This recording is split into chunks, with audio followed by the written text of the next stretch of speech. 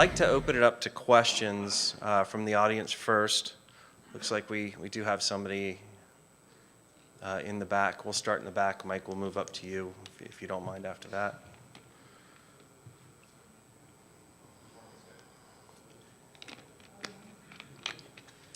So while you're getting that ready, I'll start with a question that I have. As somebody who looks at the landscape overall, looks at a lot of different technologies, a lot of companies, a lot of methods, the one thing that's inevitable is I will go down some rabbit holes. And I have to realize that I'm down the rabbit hole, and I have to kind of claw my way back out of the rabbit hole and then set myself on the right path again when I'm trying to understand the market itself. Were there any points, or have there been points where you, either individually, as a group, as a company, walked down into something and said, wait a second, we're not sure this is right, let's back up and reset? If you could share that, I don't want to put egg on your face, of course, but if you could share, because sometimes the understanding of the failure is just as important as understanding the success. You could share perhaps some stories where that occurred and what you did about it and how you realized that perhaps you were on the incorrect path in that particular instance. I think the how you realize it is a good, that's a tough question, actually. It takes a while sometimes. It does, it does. We are trying to move to a fail fast kind of situation. We don't want to spend 6 months involved in something only to find out that it's not suitable, which I think is part of the reason, part of the justification for the Digital Operations Center. So they can help us stand something up quickly and then fail fast, so that we don't spend a whole lot of time and energy and resources going down the rabbit hole in the wrong direction. Well, it's a difficult question, right? We, in some sense, we have an advantage in that regard because we develop most of our applications. Believe me. So the reality is sometimes it's not because of the technology. It's mainly because the business case and the need has changed. So what happened is we come up with a solution after a certain period of time. Obviously, it's usually takes us at least 1 year from the proof of concept to commercialization, replication, technical transfer, etc.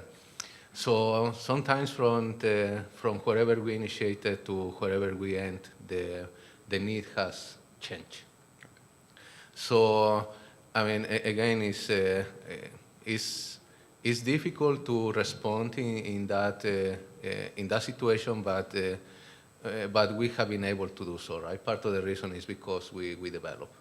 There has been that I know or experienced just one instance in which the technology was successful, but actually we were relying on a provider. And the provider decided, you know what, is no longer the direction I want to go. And after we spent quite a bit of time and effort, and we liked the technology, but the provider, we are not supporting anymore that, right? So we cannot deploy something that we know is not going to have a long life share.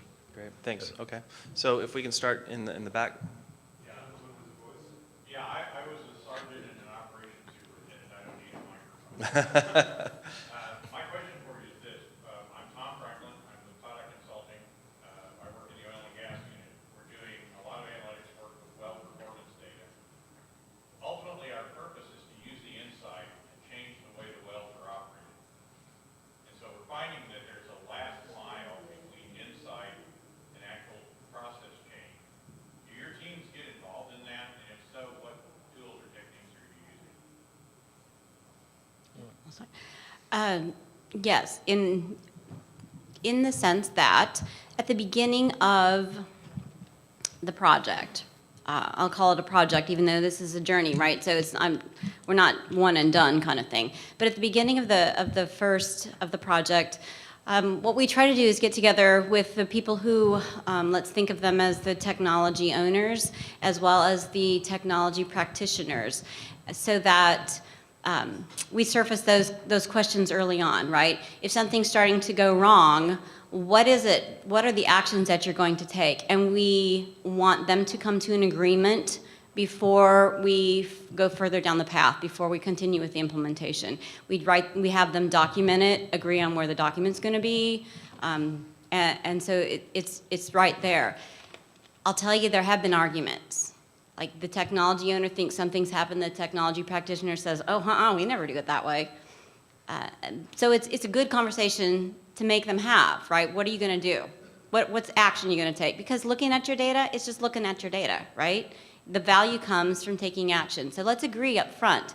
What are the actions going to be that we're going to take? I just want to ask one follow-up question related to that. We're finding that some of the insights are surprising enough that we didn't anticipate that we had to touch that. And so that makes what you talked about, in other words, deciding what our process changes would be up front a little bit more difficult. Yeah, you do. Sometimes it's iterative, right? We got to get back to the drawing board. Let's start again. So maybe there's a emergency phone call, or maybe there's a oops, we got to do better next time. In our case, we follow the rapid commercialization process in which we have a stage gates, and it's a pretty formal review. That involves not only the customer, that most of our case is operations, but also engineering, and our sponsors are usually our CTO or some VP of operation. So in this process, the first thing that we do is the business case. And what is the technology aiming at and solving? What is the problem to solve? So that is one checkpoint. Now, in every one of the developments that we do, we always have a handful of implementations in the field. That is helpful in two regards. The first one is obviously to demonstrate the technology. The second is to engage a specific number of facilities that are diverse. And even though we are standardized, but every plant is different. Every plant has their own challenges, has their own in those sequences. Everyone is different, right? So, and we get involved not only from the development, right? So we go and deploy, we verify the solution, we stay there until is deployed and accepted, at least at some initial stage, and during the course of all the development, right? So we continue monitoring those implementations. And we also have our engineering division that for some of the developments, especially in the control optimization part and process systems, they will adopt the technology. So we have not only somebody in the plant that is saying it works or doesn't work, or why you need to modify what I want to see, but also we have the engineering division that is going to replicate those implementations across the board. So we have the big brother there, right? That they will not let us go if we get not what is expected to achieve. Hi, Justin Wilhelm from 3M Company here. This one kind of goes to Michelle. I'm in a corporate resource group that has a similar mission to yours, and we definitely recognize that it ain't broken mentality, especially in some of our divisions. So I'm just kind of curious, what you found has been necessary to kind of build that draw, so you're not trying to push a rope into helping these people so they understand the value and they draw it into it. Did it involve getting the executive leadership of the business unit to kind of buy into it and pass it down that way, or were there other approaches that were also helpful? So right now, one thing that we're finding really useful is sort of the meet in the middle kind of approach, right? So we have people sharing the success stories with people in similar plants or similar situations, being able to share how they were successful, right? Along with more of an upper level, maybe not the top level, but more of an upper level leadership combined together saying, no, this really is the way we're going to change the company. We really do need to be moving towards more data-driven types of decisions. So having a combination of those two things can be helpful. Right now, in a sense, we're kind of lucky because when people are continue to be intransigent and grumpy, we've got plenty of people lined up waiting. So we can leave them and go on to the happy people until the intransigent people, become a little happier. And that does happen once they see, oh, it's not just the flavor of the month, and oh, it really is bringing value in different, to other parts of the organization. Yeah, sure. After Mike's going to take a question. We're also doing that so we can, for the recording, if you don't mind. Mike, would you like to go? And then, if you don't mind, after that. Please, Mike. Hello. Got two questions. So one for Michelle, one for Jesus there. Michelle, so very impressive on the culture change management that Dow is working on there. You talked about your steering committee involvement there. I was wondering, how does HR or your learning and development support any of this? Or is there, I didn't see anything that talked about the HR piece to that there, or the learning and L&D type piece. Is there anything of that supports this? I think that's an excellent question because actually I was thinking about that earlier. So we do have a very developed operations learning and talent development team is what it's called. And they probably could be more involved than they currently are. Right now, so the culture change is coming largely from the practitioners, the implementers. And we get the people on board the best we can. We are learning more about culture change, the psychology behind it as we go, so that we can be more effective. But yeah, we are not, so HR provides training for us, but they're not really involved in training the end user, the client, our clients. Okay. Jesus, so very impressive on the vendor selection. You had like 200 questions, you said, so obviously very good due diligence in that. Just one question I saw, you talked about proprietary models there. Did this relate to like the openness of the system? I've heard people saying that if I get a solution from a vendor, it's got to be like open source, or it's got to be able to have source code or something where I can manage and maintain it there. Is that what you meant by that, or what did you mean? Well, no, actually what I meant is there are obviously, hundreds, thousands of algorithms out there that are open pretty much to anyone, right? It's all there. And, but there are things that still, they have been developed by the companies that are not there. And those are the ones who we also wanted to understand, right? So obviously we will not understand in depth, but at least the company are open to discuss what is, and then we can better understand. And in that way, when we tackle a problem, we can faster select what we think is the best. Okay, thank you. Right. Any business, there are category of different business user. You have power user, mid user, and normal user. That means you need to have a strategy of selecting these tools for this category of user. How you manage to do that?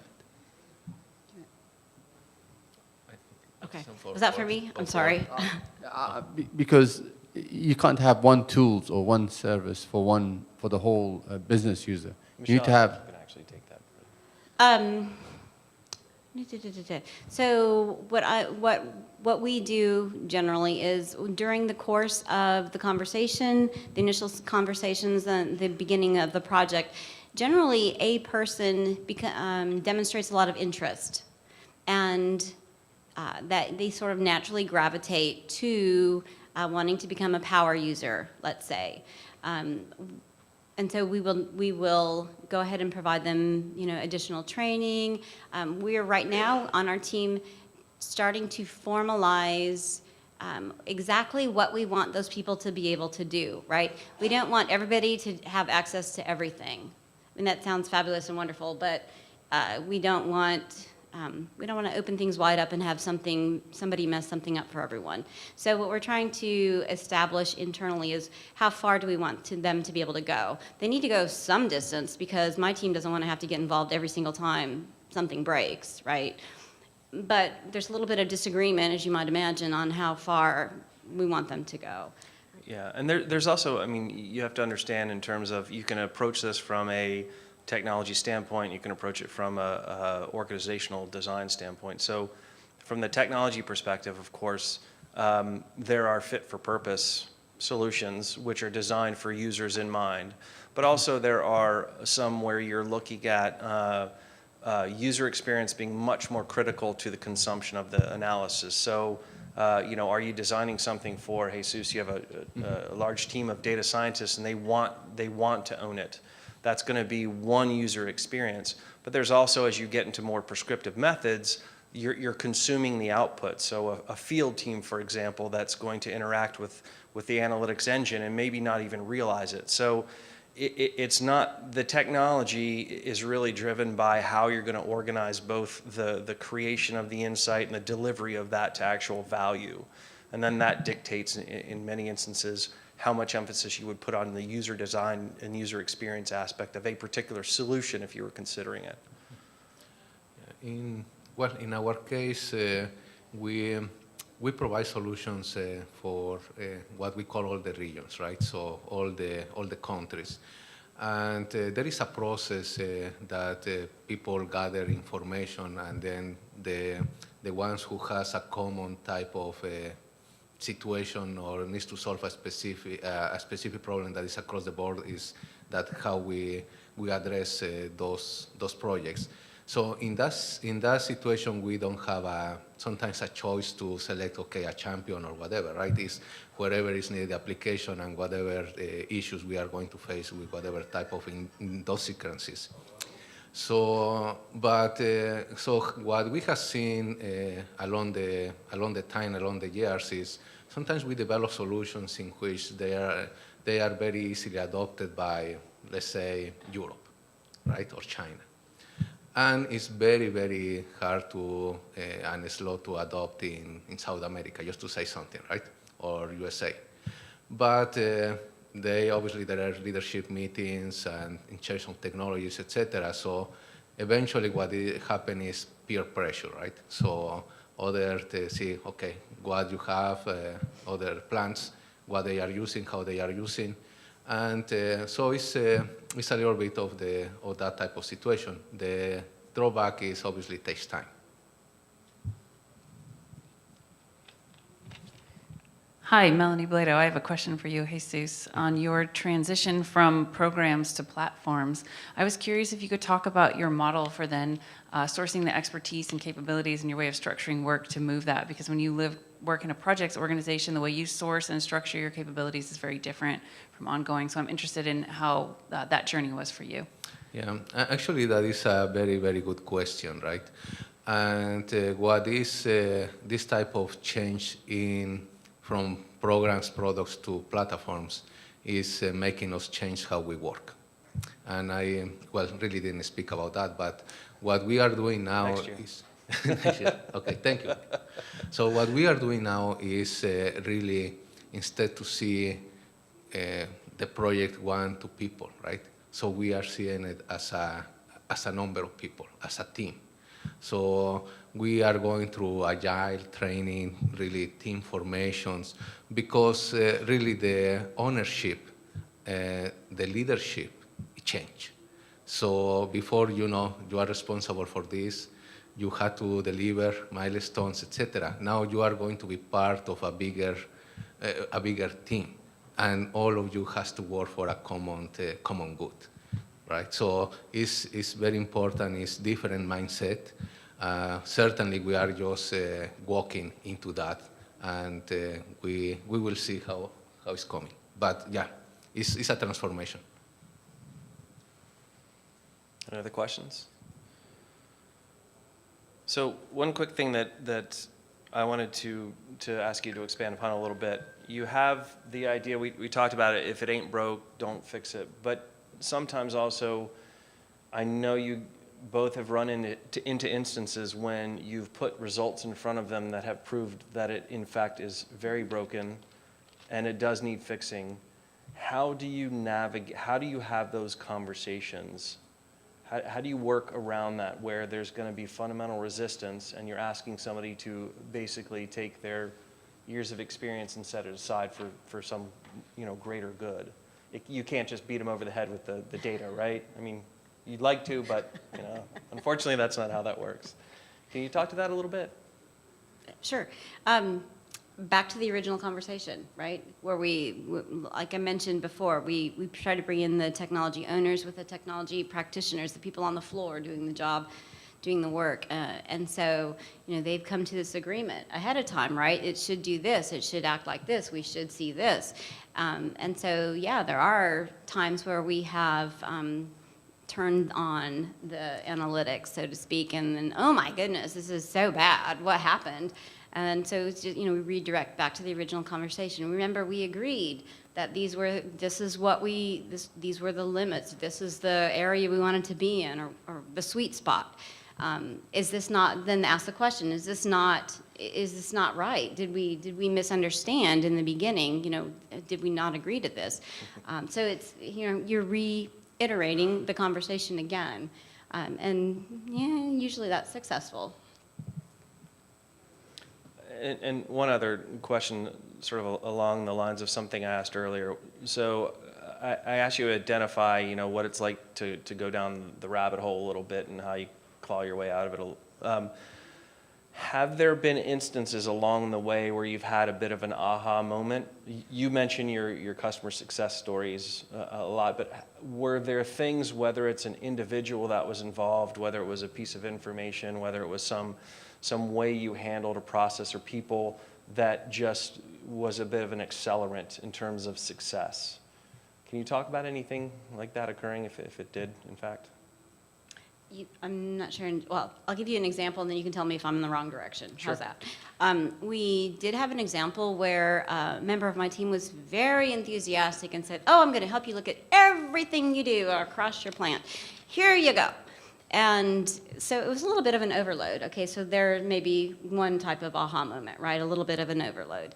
But the second was when they looked at all their data like that, they said, "Oh no, this thing that we haven't been paying attention to, this is going to affect us down the road." So there was that aha moment for them as well, which probably we might not have seen if my team member hadn't been so enthusiastic. So it kind of ended up being, a good outcome in the end for both of us. Yeah, so I assume some of that success is kind of planned, where you're going to get that benefit, and then there's also some kind of organic, like, aha, we didn't anticipate that. Mm-hmm.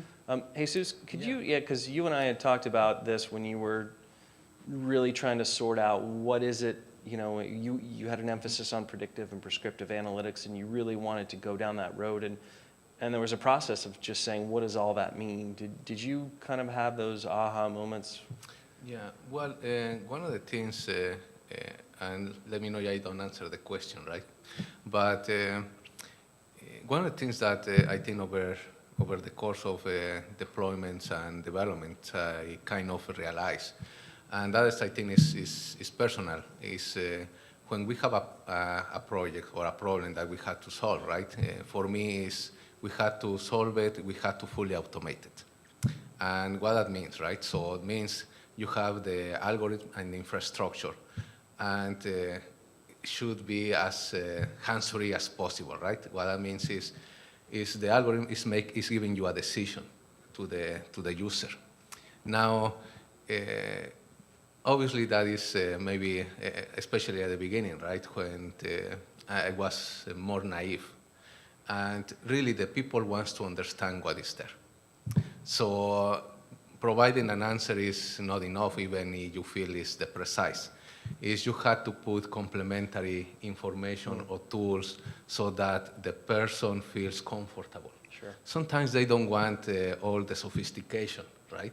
That sometimes that is a letdown for me, but but they want to have something that is simple, right? Sure.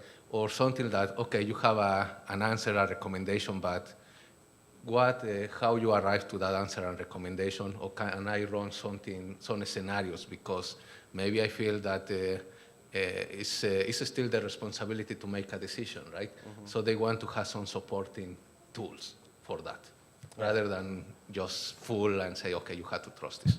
And that even in a tangential way, addresses to your question of terms, there's the generation of the insight, but there's the consumption of it and the comfort level with that consumption I think is equally important. So I think we've just about reached an end here. A couple things if I could ask you to, I know every single one of you downloaded the application, the app for the event, of course. If you could go in and rate the session, it's very helpful to us to understand if it's bringing value to you. I'd like to thank Jesus and Michelle for two, I think, very complimentary presentations. Thank you very much for attending and enjoy the rest of the show.